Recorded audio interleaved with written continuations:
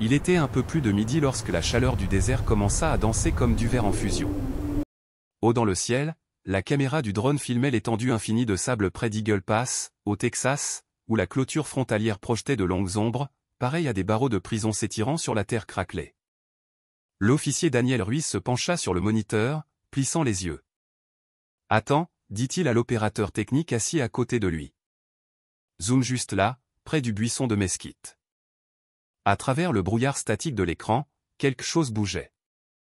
D'abord, cela sembla un simple mirage, un caprice de lumière parmi les vagues de chaleur.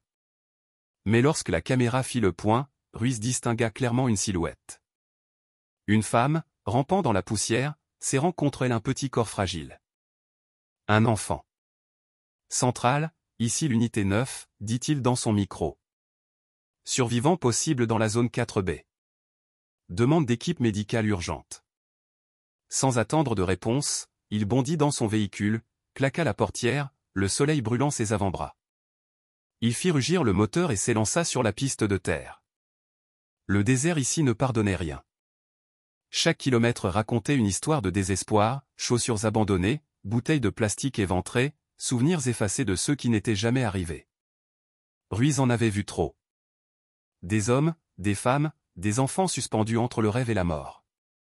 Pourtant, alors qu'il roulait à toute vitesse, une image le hantait, juste avant que la transmission ne se coupe, il avait cru distinguer une troisième silhouette pâle, immobile agenouillée près de la femme et de l'enfant. Lorsqu'il atteignit les coordonnées, le monde semblait silencieux, hormis le sifflement du vent. Le sable fouettait ses bottes, le soleil cognait comme un marteau. Il scruta l'horizon, aucun mouvement. Rien. Puis un son ténu brisa le silence, un cri faible, éraillé. Ruiz se précipita.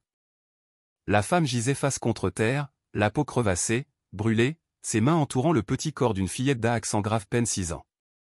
Les lèvres de l'enfant étaient couvertes d'ampoules, sa respiration hachée. Ruiz détacha sa gourde et versa quelques gouttes d'eau entre ses lèvres. La femme remua faiblement et murmura en espagnol. « Laura Blanca a aidé ma fille. La dame blanche, elle a aidé ma fille. » Ruiz fronça les sourcils. « Quelle dame ? Qui ?» Mais la femme s'évanouit avant qu'il puisse obtenir une réponse. Quelques minutes plus tard, les secours arrivèrent, s'activant autour d'elle perfusion, oxygène, constante vacillante. Ruiz resta en retrait, la radio toujours à la main, le regard fixé sur le désert où chaleur et poussière se confondaient dans une brume dorée. Et juste avant que l'hélicoptère ne décolle, il crut la revoir, une vibration lumineuse, comme la lumière du soleil prenant forme humaine, la même où la femme avait été étendue. Plus tard, à l'hôpital, un des secouristes le prit à part. « Tu ne vas pas y croire, dit-il. L'enfant, elle est parfaitement stable. Plus aucune trace de déshydratation. C'est comme si elle n'avait jamais passé 3 jours dehors. » Ruiz le fixa, interloqué. « Tu veux dire qu'elle a guéri en une nuit ?» Le médecin hésita. « Je veux dire que ça n'a aucun sens. » De retour au poste, Ruiz repassa la vidéo du drone image par image, le désert, la femme, l'enfant. Puis, soudain, un cadre scintilla. Une forme vaporeuse, courbée au-dessus des 2 silhouettes. Pendant moins d'une seconde, l'infrarouge enregistra une troisième source de chaleur, mais pas une chaleur ordinaire. Une lueur, d'origine inconnue, irradiante. Le technicien leva la tête. « C'est quoi, ça ?» Ruiz resta silencieux. Puis il murmura. « Quoi que ce soit, c'est elle qui les a trouvés avant nous. Maria Alvarez n'avait jamais voulu devenir réfugiée. Elle était mère, veuve, et autrefois institutrice dans la petite ville hondurienne de Choluteca. Ses journées sentaient la craie et les fleurs de manguier. Puis, un après-midi, les hommes du cartel arrivèrent. Son mari, Javier, refusa de payer le « droit de protection ». 2 jours plus tard, on retrouva son corps près du fleuve, la bague envolée, le chapelet encore enroulé autour du poignet. À cet instant, Maria sut qu'elle devait fuir pour elle, pour sa fille Lucia. Les hommes étaient revenus, demandant « la veuve de l'instituteur ». Alors elle vendit tout, une paire de boucles d'oreilles en or, la Bible de sa mère, quelques vêtements, et rejoignit un groupe en route vers le nord. Pendant des jours, ils montèrent sur les wagons de marchandises du train qu'on surnommait la Bête, la Bête. Maria tenait Lucia serrée sur ses genoux, le vent leur lacérant le visage. À chaque arrêt, certains descendaient pour chercher de l'eau, tous ne revenaient pas. La nuit, Maria priait à voix haute. Santa Maria, Madre de Dieu, protégez-nous. Ne laissez pas ma fille mourir ici. Parfois, d'autres voyageurs répétaient la prière avec elle. Souvent, ils se taisaient, leurs yeux perdus dans le vide. Au 5e jour, la petite voix de Lucia se brisa. « Maman, j'ai soif. »« Je sais, mon amour, » murmura Maria. « Tiens, bois le reste. » Nous sommes presque arrivés. Mais, presque, signifiait encore des centaines de kilomètres de désert. Quand elles franchirent enfin le Rio Grande, c'était sous la lune. L'eau glacée leur mordait la peau. Maria portait Lucia sur ses épaules, tremblant sous le poids et la fatigue. À mi-chemin, elle glissa, s'enfonçant jusqu'à la taille. D'une voix haletante, elle cria. « Ne regarde pas en bas, Lucia. Regarde les étoiles. La dame nous verra, maman ?» Maria força un sourire. « Oui, mon trésor. Elle nous voit déjà. » Elles atteignirent la rive texane au cœur de la nuit, trempées, transies. Les passeurs disparurent dans l'obscurité, emportant ces derniers $20. À l'aube, mère et fille étaient seules, face à un désert qui s'étendait à perte de vue. Le soleil s'éleva comme un brasier. Le sol se fendait sous leurs pas. Leurs chaussures s'effritèrent avant midi. Lucia trébucha, tomba dans la poussière. Maria la prit dans ses bras, la couvrit de son ombre. « Repose-toi, ma chérie. On bougera quand il fera plus frais. » Les heures s'étirèrent, cruelles. Des vautours tournoyaient au-dessus d'elle. L'horizon ondulait comme une mer de feu. Maria sentait ses pensées se dissoudre dans le délire. Elle serra contre sa poitrine un petit scapulaire de la Vierge Marie, usé et décoloré, souvenir de sa mère. « Si un jour tu te sens seule, lui avait dit celle-ci, touche ce scapulaire. Elle sera près de toi. » Maria le posa sur le front de sa fille. « Sainte Mère, prends sa soif. Donne-lui ta force. » Mais Lucia ne bougea pas. La nuit tomba, froide et tranchante. Maria enroula son corps autour du sien, murmurant des berceuses. Entre deux sanglots, le vent s'apaisa. Le désert devint silence. Alors, Maria sentit quelque chose. Un frémissement dans l'air, une lumière douce qui semblait naître du sable lui-même. Elle ouvrit les yeux et la vit. Une femme, drapée de blanc, se tenait à quelques pas. Sa peau semblait faite de lumière, son voile scintillait comme de l'argent liquide. Son visage rayonnait d'une paix infinie. « Qui êtes-vous » chuchota Maria. La femme s'agenouilla auprès de Lucia, posa une main sur sa joue. Une chaleur bienfaisante se répandit aussitôt. Maria haleta. « Êtes-vous la Vierge » La femme ne répondit pas. Mais dans son regard brillait une miséricorde si profonde que Maria sentit ses larmes couler sans retenue. Puis, tout aussi soudainement, la vision se dissipa, se fondant dans la lumière de l'aube. Lucia bougea dans ses bras, ouvrit la bouche. « Maman, elle m'a donné de l'eau. » Maria pleura, comprenant que le désert n'était pas vide. La nuit suivante fut implacable. Le vent traçait des sillons invisibles sur le sable, murmurant des prières oubliées. Maria serrait Lucia contre elle, son souffle devenant imperceptible. Au-dessus d'elle, les étoiles vacillaient comme des bougies au bord de l'extinction. Elle essaya de prier, mais les mots s'étranglèrent dans sa gorge. « Je vous salue, Marie », pleine de grâce, ses lèvres fendillées saignaient.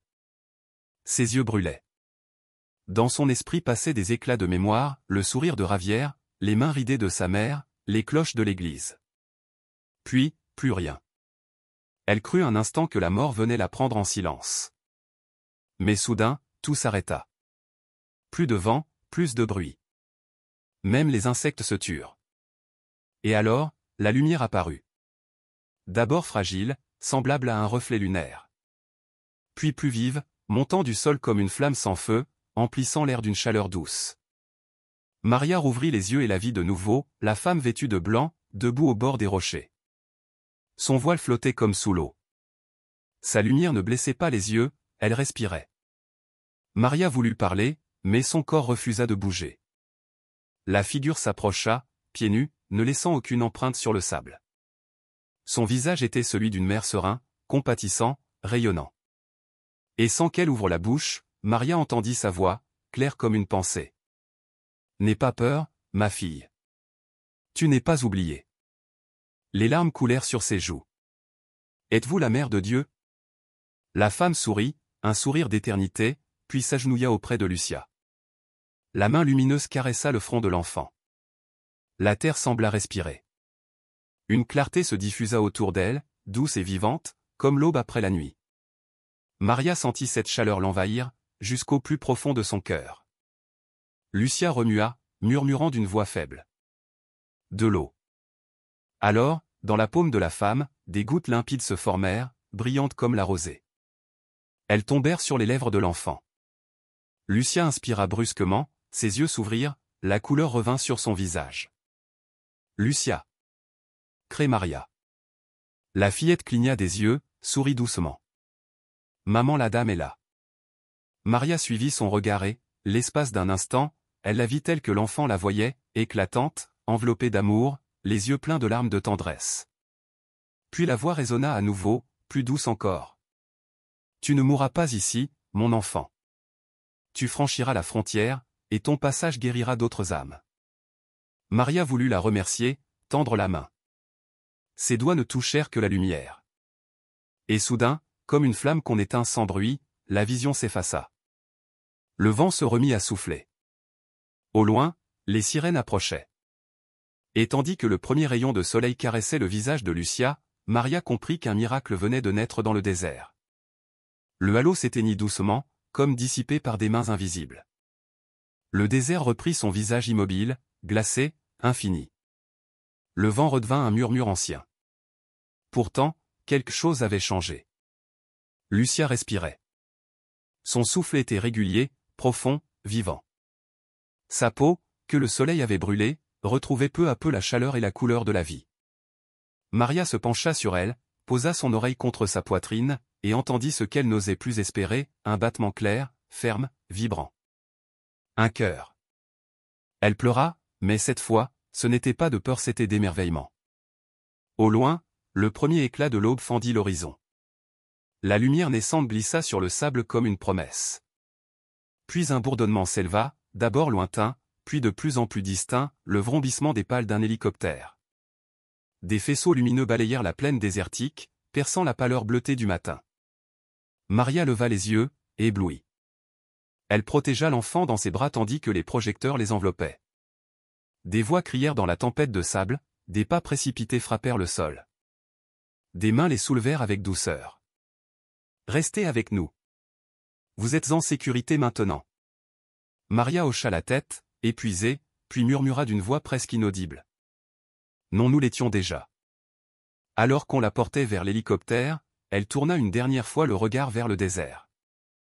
À travers la poussière qui retombait, elle crut distinguer une lueur blanche, une silhouette agenouillée, la main levée comme pour bénir. Un sourire humide éclaira son visage. La dame n'avait pas quitté le désert.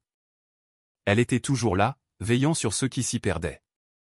Lorsqu'elle rouvrit les yeux, le monde semblait fredonner. Une odeur d'antiseptique emplissait l'air, mêlée au bip régulier des moniteurs cardiaques. Le plafond, d'un blanc éclatant, la renvoya un instant à la lumière aveuglante du désert. Où était-elle? Puis, lentement, sa mémoire revint. Elle tourna la tête et vit Lucia, allongée sur le lit voisin, respirant paisiblement. Ses lèvres n'étaient plus gercées, sa peau n'était plus brûlée. Dans ses joues, une couleur rosée renaissait. La vie revenait. Une infirmière s'approcha, un sourire bienveillant aux lèvres. Vous êtes à l'hôpital de MC Allen, madame. On vous a retrouvé dans le désert, près d'Eagle Pass. Vous vous souvenez de ce qui s'est passé? La voix de Maria trembla. Oui, nous étions perdus. Le soleil puis ma fille, elle ne respirait plus. L'infirmière posa une main apaisante sur son épaule. Elle va bien maintenant. C'est une battante. Maria hésita. Ses lèvres s'entr'ouvrirent à peine. Non, murmura-t-elle. Elle était partie. Mais la dame est venue. La dame? Demanda doucement l'infirmière. Maria hocha la tête, les yeux brillants. La dame blanche. Elle a touché mon enfant et elle a respiré de nouveau. L'infirmière tenta un sourire compatissant. Sans doute la lumière d'un sauveteur. Vous étiez déshydraté. Les hallucinations sont fréquentes dans ces conditions. Maria ne répondit pas. Elle fixa le plafond et murmura simplement. Merci, maman. Le soir venu, l'agent Daniel Ruiz poussa la porte de la chambre. Il resta un moment immobile sur le seuil, son chapeau à la main. Il ne savait pas pourquoi son cœur battait si fort. Lucia, désormais éveillée, jouait distraitement avec le tuyau de sa perfusion. « Salut, petite, dit-il d'une voix douce. T'es sacrément courageuse. On a bien cru te perdre. » Lucia leva vers lui un regard grave, trop sérieux pour son âge. « On n'était pas perdus, répondit-elle. La dame nous a trouvés. » Maria sourit faiblement. « Ma fille dit la vérité. » Ruiz tenta de rester professionnel. « Peut-être qu'un autre sauveteur est arrivé avant nous. »« Non, » répondit Maria calmement. « Il n'y avait qu'elle. » L'agent sentit un frisson lui remonter le long de la nuque. Il feignit de ne rien remarquer. Pourtant, une image obsédante lui revenait, le flash de lumière qu'il avait aperçu sur les images du drone.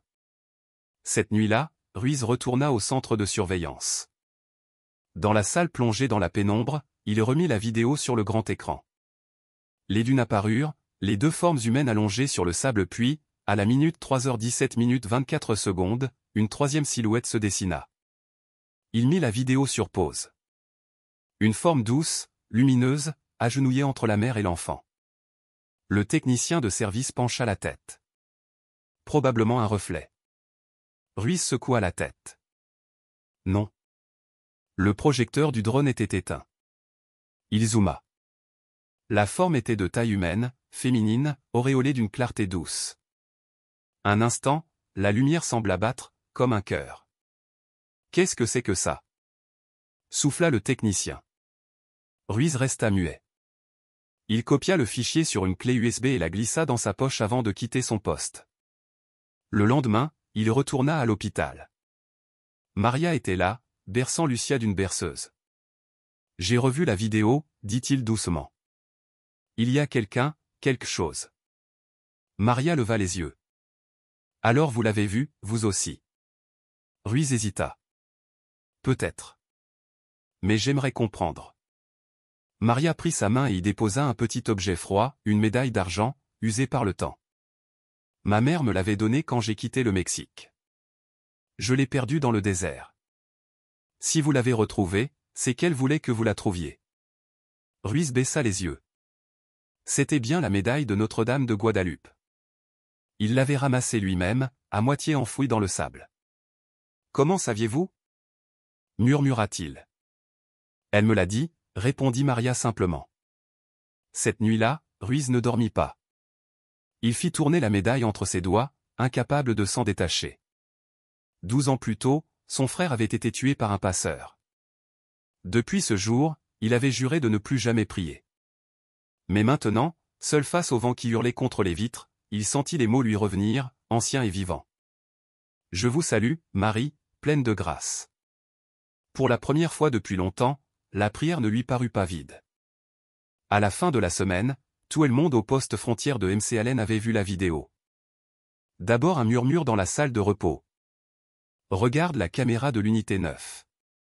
Il y a un truc bizarre dessus. » Puis le bruit se répandit, de service en service. Chacun visionnait les 60 secondes d'enregistrement, la mère, l'enfant, la lueur. Certains parlaient d'un bug optique, d'un effet thermique. D'autres se taisaient simplement, le regard fixe, le cœur serré. Ruiz, lui, resta des heures dans la salle d'observation, les yeux brûlés par la lumière bleue de l'écran. À chaque pause d'image, il voyait la même chose, une silhouette humaine, penchée vers l'enfant, la main tendue, baignée d'une clarté irréelle. Il imprima la capture et la glissa dans une Bible abandonnée depuis plus d'une décennie. 2 jours plus tard, la vidéo fuitait sur les réseaux. Un drone américain capture une mystérieuse figure sauvant un enfant migrant, le titre fit le tour du monde. Sur X, TikTok, Facebook, le mot dièse Desert Miracle explosa. Les présentateurs des matinales débattaient, partagés entre scepticisme et fascination. Les uns criaient à la supercherie numérique, d'autres parlaient de miracle. Le communiqué officiel du Border Patrol évoqua une « distorsion lumineuse ». Mais le mal ou le miracle était fait. Des journalistes de CNN, Univision et même du Actualité du Vatican se rendirent à l'hôpital. Maria refusa toutes les interviews. « Je n'ai pas traversé le désert pour devenir célèbre », dit-elle au prêtre local, le père Thomas Moral. « J'ai traversé pour sauver ma fille. » L'Église offrit son aide discrète et la logea dans une petite maison près de San Antonio. Mais même là, les gens la retrouvaient. Devant la grille du presbytère, on déposait des fleurs, des photos de disparus, des bougies tremblantes dans la chaleur texane. Elle prit avec eux, raconta le père Moral au journaliste. Elle ne dit jamais avoir vu la Vierge. Elle dit seulement, la dame était bonne. Pourtant, la rumeur ne s'éteignit pas. Un soir, une bénévole prit une photo de Maria à genoux dans la chapelle. La lumière du vitrail bleu et or dessinait autour d'elle un manteau de lumière. La photo fut publiée avec cette légende, « Elle porte la lumière ». En 2 jours, elle fut partagée plus de 400 000 fois. Devant l'ampleur du phénomène, le diocèse de San Antonio ouvrit une enquête préliminaire. L'évêque Alvarez, serein mais prudent, déclara devant les caméras. L'Église ne se précipite jamais pour déclarer un miracle, mais elle n'ignore pas non plus la voix des fidèles. Nous écouterons. Nous discernerons. 2 enquêteurs, un théologien et une psychologue furent envoyés pour interroger Maria et l'agent Ruiz. « Je ne suis pas un homme religieux », leur dit Ruiz. « Mais je sais ce que j'ai vu. Et je sais ce que cette caméra a filmé. » Le théologien lui demanda doucement. « Et que croyez-vous que c'était » Ruiz baissa les yeux. « Je crois qu'elle était là avant nous. Et qu'elle veille encore. » Les experts essayèrent de reproduire l'effet lumineux. Aucun n'y parvint. Le signal thermique montrait une présence sans chaleur mesurable, mais reflétant les infrarouges comme un corps vivant. Un scientifique finit par lâcher. « Si c'est un faux, c'est le plus parfait que j'ai jamais vu. » Pendant ce temps, à l'hôpital, une autre chose étrange se produisait. Le chapelet de Maria, brisé lors de la traversée, reposait intact sur la table de chevet. Les perles semblaient luire d'une lumière douce. Personne ne sut expliquer comment. Un agent d'entretien, passant la serpillière, se signa discrètement et murmura. « Elle est toujours là. » Quelques jours plus tard, Daniel Ruiz retourna au lieu du miracle. Le soleil se couchait, teintant le ciel de pourpre et d'or. Le désert, qu'il avait toujours vu comme un tombeau, semblait respirer. Il s'agenouilla dans le sable, tenant la médaille d'argent entre ses doigts. Autour de lui, de minuscules fleurs sauvages avaient percé la terre sèche. Dans un souffle, il dit « Merci pour les avoir trouvés. Et pour m'avoir trouvé, moi. » Le vent du désert répondit par un murmure, semblable à un amen lointain. Le désert était désormais derrière eux, mais il ne les avait jamais vraiment quittés. Pendant des mois après le sauvetage, Maria se réveillait encore en sursaut, le cœur battant, entendant dans ses rêves le vrombissement obsédant des pales d'hélicoptères, sentant sous sa peau brûler la morsure du sable. Pourtant, chaque fois qu'elle tournait la tête et voyait Lucia dormir paisiblement à ses côtés, respirant d'un souffle régulier, la peur reculait peu à peu pour laisser place à la paix. Grâce à l'aide de l'Église, Maria trouva un refuge à San Antonio, un petit appartement au-dessus d'un foyer paroissial tenu par des bénévoles. Ce n'était pas grand-chose, un lit étroit, une cuisinière qui toussait plus qu'elle ne chauffait, et une fenêtre donnant sur la cour de l'église. Mais pour Maria, c'était une cathédrale. Chaque matin, avant de commencer la journée, elle descendait allumer une bougie au pied de la statue de la Vierge Marie, dans le jardin du presbytère. La flamme vacillante se reflétait sur le voile bleu de la statue et projetait des ombres douces sur les roses qui entouraient le socle. Maria ne demandait rien, elle murmurait seulement « Merci pour l'eau, pour le souffle, pour un nouveau lever de soleil. » Au printemps, elle commença à aider au foyer. On y accueillait des migrants en attente de procès, des mères épuisées portant des nourrissons, des hommes aux mains brûlées par le soleil. Maria cuisinait pour eux, nettoyait les sols, écoutait leurs histoires, des histoires qui ressemblaient étrangement à la sienne. Quand ils pleuraient, elle les serrait dans ses bras. Quand ils doutaient, elle priait avec eux. Peu à peu, on se mit à l'appeler la Dame de Lumière, parce qu'elle semblait toujours porter en elle une espérance qui ne s'éteignait jamais, même les jours les plus sombres. Un après-midi, une jeune mère guatémaltèque arriva avec un bébé brûlant de fièvre. Maria posa doucement sa main sur le front de l'enfant et murmura une prière. Quelques heures plus tard, la fièvre tomba. Le médecin parla de coïncidence, mais la mère, bouleversée, tomba à genoux en pleurant de reconnaissance. Maria, elle, se contenta de sourire. La dame trouve toujours son chemin, dit-elle simplement. Lucia, elle aussi, se remit plus vite qu'on ne l'aurait cru possible. Grâce aux dons de la paroisse, elle entra à l'école catholique du quartier. Son anglais hésitait encore, mais son rire, lui, était universel. Un jour, la maîtresse demanda aux enfants de dessiner ce qu'ils voulaient devenir plus tard. Lucia dessina une femme en voile blanc agenouillée auprès d'un enfant dans le sable. Sous le dessin, elle écrivit « La dame qui m'a donné de l'eau ». Quand la maîtresse lui demanda « C'est la Vierge Marie ?» Lucia répondit en souriant « C'est elle mais parfois, je crois que c'est maman aussi ». Maria pleura en découvrant le dessin. Elle comprit alors que le vrai miracle n'avait pas été seulement leur survie, mais la guérison du cœur de son enfant. Chaque dimanche, elle s'asseyait discrètement au fond de l'église pendant la messe. Elle détestait attirer l'attention, arrivait toujours avant tout le monde et repartait après la dernière prière. Pourtant, le père Thomas la remarquait.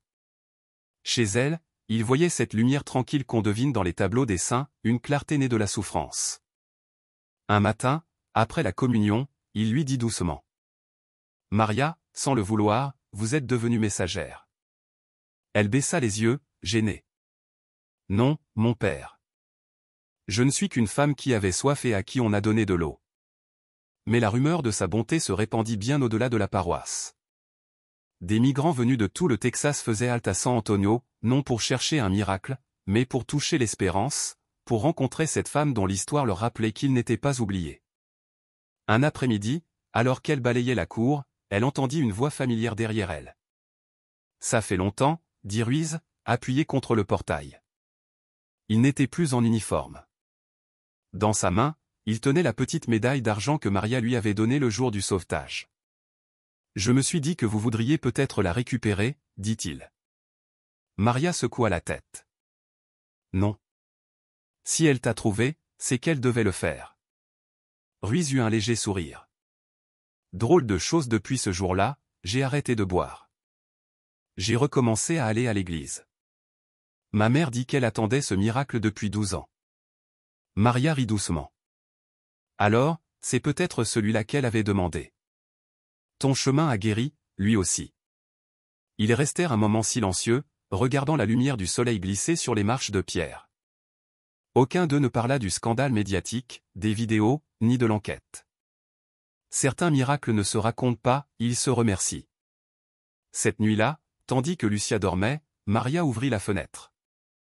L'air du Texas était tiède, parsemé du parfum des fleurs de mesquite. Le ciel brillait d'étoiles. Elle ferma les yeux, sentit sur ses lèvres la saveur du vent du désert et murmura « Merci ». Alors, quelque part au fond d'elle, elle perçut une réponse silencieuse, non des mots, mais une présence. Une paix si tangible qu'elle ressemblait à de la lumière. Pendant 12 ans, Daniel Ruiz avait porté son insigne comme une armure. C'était plus facile ainsi, être l'homme des faits plutôt que celui de la foi, compter les corps plutôt que les prières. Il avait trop vu d'horreur à la frontière pour croire encore à la protection divine. Jusqu'à ce jour.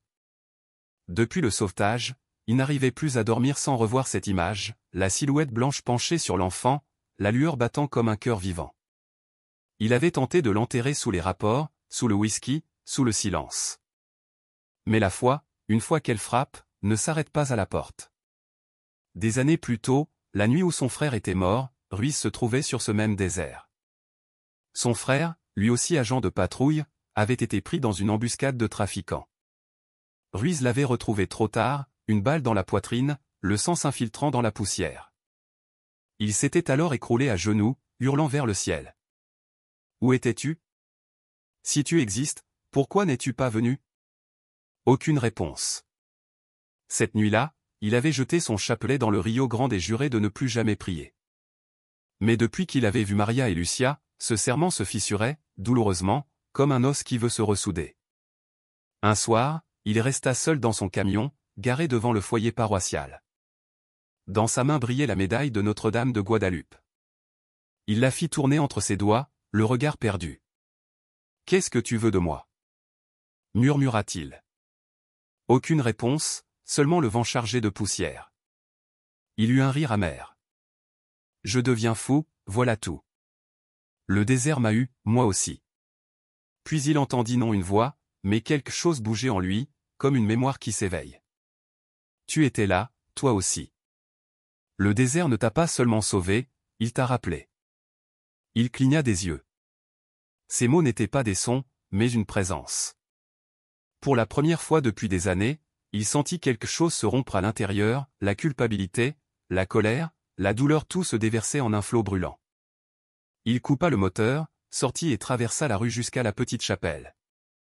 À l'intérieur, seules quelques bougies tremblaient. Il hésita sur le seuil, se demandant s'il avait encore le droit d'entrer. Puis il vit la croix en bois sur l'autel, et à côté, une statue de la Vierge. Son regard baissé, empreint de tristesse et de douceur, était le même que celui qu'il avait aperçu dans le désert. Ruiz tomba à genoux. Je ne sais même pas quoi dire, souffla-t-il. Je ne mérite rien de tout ça. J'ai douté, j'ai raillé ceux qui croyaient et pourtant, tu es venu. Le silence qui suivit n'était pas vide. Il était vivant. Quelque chose de chaud coula sur son visage, des larmes, les premières depuis les funérailles de son frère. Elles tombèrent sur le carrelage, comme des gouttes d'aveu. Et dans cette immobilité, une paix descendit sur lui, pas bruyante, pas aveuglante, mais profonde, celle qui ne supprime pas la douleur, mais la transforme. Il prit entre ses mains un chapelet trouvé sur le banc. Ses doigts tremblaient quand il prononça. Je vous salue, Marie, pleine de grâce. Et pour la première fois, chaque mot avait un poids de vérité. Dès le lendemain, on remarqua un changement chez Ruiz. Il portait toujours l'uniforme, mais son regard n'était plus le même. Lorsqu'il croisait des migrants, il offrait de l'eau avant de poser des questions. Le week-end, il venait aider au foyer, il réparait les tuyaux, enseignait quelques mots d'anglais. Un collègue, intrigué, lui demanda. « Alors, qu'est-ce qui t'a pris, mec ?» Ruiz esquissa un sourire. « Disons que j'ai vu quelque chose que je ne peux pas expliquer et que ça m'a vu aussi. » Quelques semaines plus tard, il revint saluer Maria et Lucia. La fillette courut vers lui et se jeta dans ses bras. « Officier Daniel, tu l'as revu ?» demanda-t-elle avec espoir. Il sourit doucement. « Peut-être pas avec mes yeux, mais oui, je la vois maintenant. Partout. » Maria le regarda avec une sérénité complice. Alors, elle a terminé ce qu'elle avait commencé. Ils restèrent là, dans la cour dorée par le soleil couchant, trois êtres autrefois perdus dans le désert, désormais retrouvés dans la grâce. Ce soir-là, Ruiz écrivit quelques mots dans son carnet. Pas un rapport, mais une prière. La foi ne commence pas quand on voit la lumière. Elle commence quand on marche dans l'obscurité et qu'on comprend qu'on n'est pas seul. Il plia la feuille et la glissa sous la statue de la Vierge dans la chapelle. En s'éloignant, la lueur des cierges derrière lui vacillait doucement, vivante, stable, comme un cœur qui recommence à battre. Tout avait commencé par une simple vidéo. 60 secondes d'images captées par un drone, que personne ne parvenait à expliquer. Au lever du jour, la séquence avait déjà fait le tour du monde. Apparition de la Vierge Marie à la frontière, tel était le titre qui s'étalait sur les écrans, de Houston à Madrid. Les chaînes d'infos s'en emparèrent, les présentateurs s'indignaient, les sceptiques parlaient de trucage numérique, les croyants de signes divins. Entre les deux, des millions de spectateurs restaient simplement figés, fascinés par cette silhouette blanche agenouillée dans le sable, près d'un enfant mourant. Sur TikTok, on montait des ralentis entourés d'auréoles lumineuses. Sur YouTube, on décortiquait chaque image, regardez bien, la lumière se courbe autour de sa main. Des forums voyaient là un projet secret du gouvernement, qu'ils baptisèrent Projet Séraphin. Les chaînes chrétiennes, elles, parlaient déjà du col du miracle d'Eagle. En 72 heures, la vidéo dépassa 48 millions de vues. Le père Thomas Moral, prêtre à San Antonio, éteignit son téléphone lorsqu'il vit les journalistes camper devant le portail de l'église. C'est étrange, dit-il à ses assistants, le monde entier veut voir un miracle, et celle qu'il a vécue ne veut que prier. Maria refusa toutes les interviews. Elle ne voulait pas que son visage devienne une image de plus à faire défiler. Pour elle, le vrai miracle n'était pas dans les écrans, mais dans les cœurs changés. Et dans la lumière silencieuse qu'elle continuait, humblement, à porter. Lorsqu'un groupe de journalistes retrouva son adresse, Maria s'éclipsa en silence. Elle déménagea une nouvelle fois, choisissant cette fois le calme d'une maison d'accueil attenante à un couvent, tenue par des sœurs au visage doux et au pas feutré. Avant de partir, elle s'adressa à eux avec cette douceur qui la caractérisait. « Je ne suis pas le miracle », murmura-t-elle. Le miracle, c'est la miséricorde. Au couvent, les religieuses racontèrent qu'elle passait ses journées à cuisiner, à arroser les fleurs du jardin, à soigner chaque plante comme si elle y voyait un fragment de Dieu. Parfois, au cœur de la nuit, on l'entendait chanter doucement des berceuses en espagnol, la même mélodie qu'elle avait murmurée dans le désert pour maintenir sa fille en vie, quand tout semblait perdu. Lucia, désormais scolarisée, grandissait dans la lumière d'une paix retrouvée. Elle ne comprenait pas pourquoi des étrangers lui posaient sans cesse des questions sur « la dame en blanc ». Pour elle, ce n'était pas une légende, ni même une nouvelle, c'était un souvenir. Un souvenir tissé d'amour, de chaleur, de peur et de gratitude. Tandis que Maria priait dans le silence du cœur, le monde, lui, se déchirait en débat. Un journaliste athée, suivi par des milliers de lecteurs, écrivit sur les réseaux « Si Dieu veut sauver des gens, pourquoi pas les milliers qui meurent chaque année en traversant le désert ? Pourquoi eux ?» Le message fit le tour du monde. Pourtant, la réponse la plus partagée ne vint pas d'un théologien, mais d'une simple religieuse de Phoenix, peut-être parce qu'il voulait nous rappeler que chacun d'entre eux compte. Ces mots, humbles et lumineux, devinrent viraux à leur tour. Peu après, des pèlerins commencèrent à se rendre à la frontière. Des familles déposaient des fleurs et des bouteilles d'eau le long des clôtures en murmurant « Pour ceux qui marchent encore ».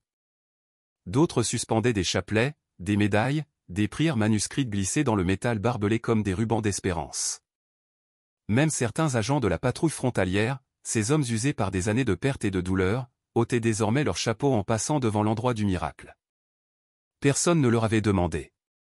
Ils le faisaient, simplement, parce que le silence du lieu leur imposait le respect. Une semaine plus tard, l'évêque Rafael Alvarez apparut en direct à la télévision. Sur les marches de la cathédrale San Fernando, il fit face à une forêt de micros et d'appareils photo. Quand le tumulte devint insupportable, il leva une main. Le brouhaha tomba aussitôt. Sa voix, grave et calme, résonna « Mes frères et sœurs, les miracles ne sont pas un spectacle.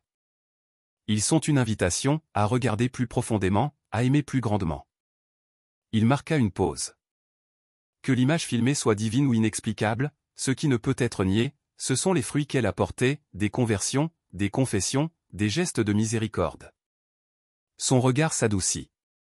Peut-être que le vrai miracle n'est pas la lumière apparue dans le désert, mais la compassion renaissant dans les cœurs de ceux qui l'ont vue. Le monde entier écouta. Même les bandeaux d'actualité semblèrent ralentir, comme pour laisser ces mots descendre dans le silence des âmes.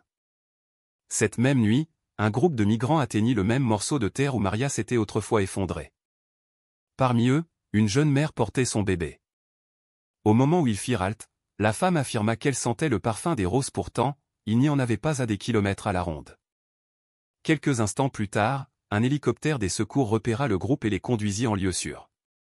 Le pilote confia plus tard à un journaliste « Nous n'avions rien sur le radar avant qu'une sorte d'éclat soudain apparaisse. » « Comme un signal lumineux ?» demanda l'intervieweur. « Oui, comme un phare, » répondit le pilote en souriant. « Un phare venu d'où » Le pilote haussa les épaules, « Vous ne me croiriez pas si je vous le disais. » En décembre, quelqu'un dressa une petite croix à l'endroit du sauvetage, 2 morceaux de bois liés par un fil de fer, entourés de quelques soucis sauvages. Rien d'imposant, mais d'une simplicité bouleversante. Peu à peu, les voyageurs commencèrent à l'appeler la croix de la Dame Blanche, la croix de la Dame Blanche.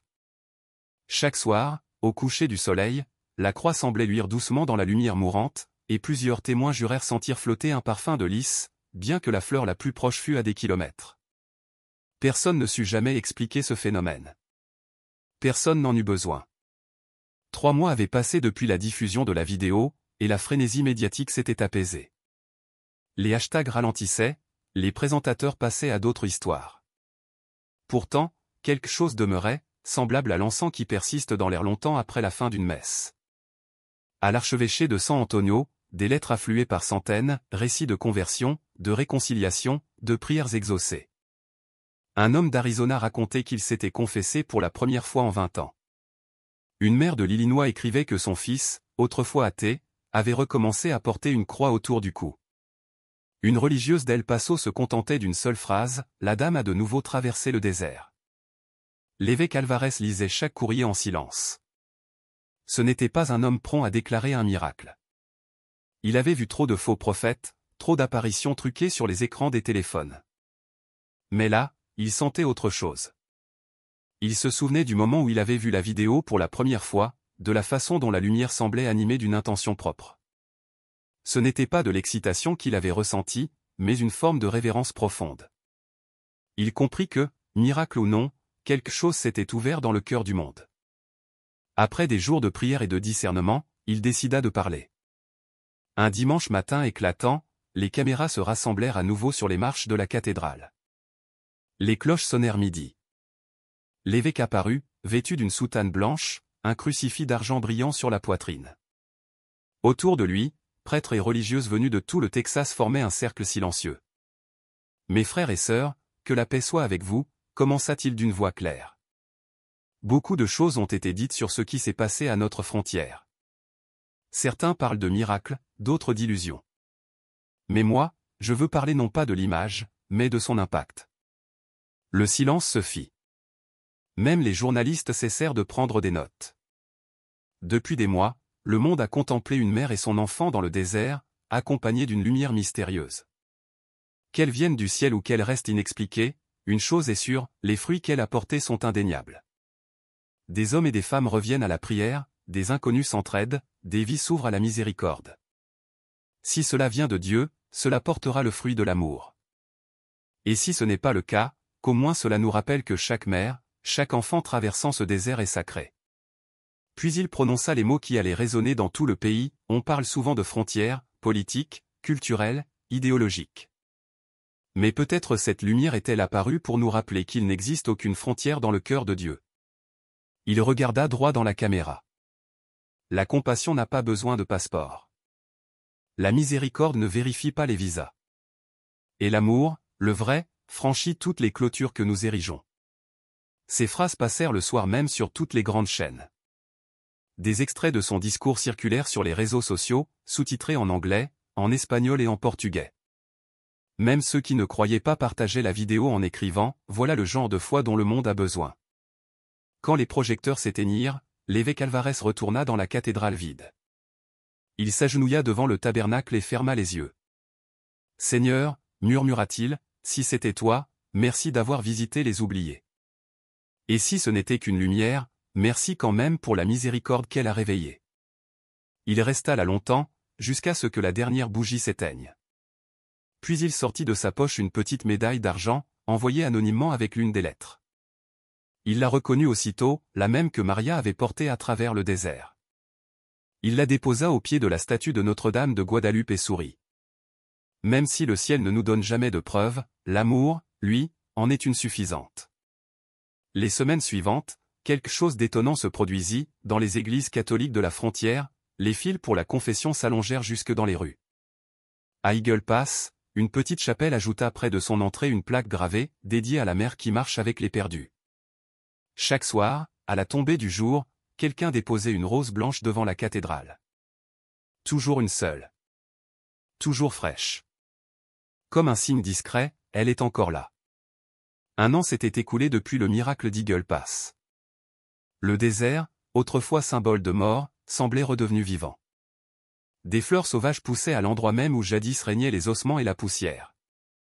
Des pèlerins venaient toujours, déposant des croix de bois et des prières manuscrites coincées dans la clôture. Au crépuscule, l'horizon s'embrasait de la lueur vacillante de milliers de bougies. Ce n'était plus une actualité. C'était devenu un évangile silencieux écrit dans la poussière. Maria et Lucia vivaient désormais à El Paso, dans une modeste maison jaune à 2 rues de la paroisse Saint-Michel. Maria travaillait dans un refuge catholique pour femmes, du même type que celui qui lui avait autrefois tendu la main. Elle dirigeait la cuisine, organisait les bénévoles, et gardait toujours une marmite de soupe chaude au cas où une nouvelle âme affamée franchirait la porte. Chaque matin, elle accompagnait Lucia à l'école avant l'aube, puis s'arrêtait à la chapelle pour une prière brève. « Je ne demande plus de miracle, Seigneur. Merci seulement de me l'avoir laissé. » À son poignet, elle portait encore le scapulaire de sa mère, désormais intact, ni brûlure, ni déchirure. Lucia, elle, avait grandi, ses cheveux brillaient au soleil, son regard était profond et lumineux. Elle parlait couramment anglais, mais priait toujours en espagnol. Son institutrice disait qu'elle avait les yeux les plus doux de la classe. À 7 ans, elle annonça « Je veux être infirmière, comme la dame en blanc ». Le soir, avant de dormir, elle dessinait sans relâche la même scène, une femme rayonnante debout dans le désert, les mains ouvertes, des étoiles tournoyant autour d'elle. Quand sa mère lui demandait pourquoi, Lucia répondait simplement « Pour ne jamais oublier qu'elle nous a trouvés avant eux ». De son côté, Daniel Ruiz, l'officier qui les avait découverts ce matin-là, travaillait toujours à la frontière, désormais chargé de la formation des nouvelles recrues. Il avait arrêté de boire, avait recommencé à prier, et chaque dimanche, il faisait 3 heures de route pour assister à la messe à San Antonio, dans la même cathédrale où l'évêque avait prononcé ces mots. Il s'asseyait toujours au dernier rang, le chapeau à la main, fixant le crucifix. Dans sa poche, il gardait la médaille d'argent que Maria lui avait confiée. Les jours difficiles, il la serrait entre ses doigts et murmurait « Je te vois, même ici ». Ses collègues remarquèrent son changement. Un jeune recrue osa lui demander un jour « Monsieur, est-ce que vous croyez vraiment à cette histoire ? La Vierge dans le désert ?» Ruiz sourit, le regard bienveillant, « Croire, ce n'est pas voir les miracles. C'est laisser les miracles changer ce que l'on voit. » À Eagle Pass, les habitants construisirent une petite chapelle à ciel ouvert près du lieu du sauvetage, de simples murs d'adobe, une croix de bois, et une plaque où l'on pouvait lire, dédiée à tous ceux qui traversent les déserts, ceux de la terre ou ceux du cœur. Les migrants de passage s'y arrêtaient, priaient, laissaient parfois un mot, un dessin, une larme. Et quand le vent du soir traversait les murs de sable, on aurait presque dit qu'une voix lointaine chantait encore, la même berceuse espagnole que Maria murmurait jadis dans la nuit brûlante, celle d'une mère, d'une survivante, d'une sainte inconnue qui, dans le silence du monde, avait appris que la miséricorde est le plus grand des miracles.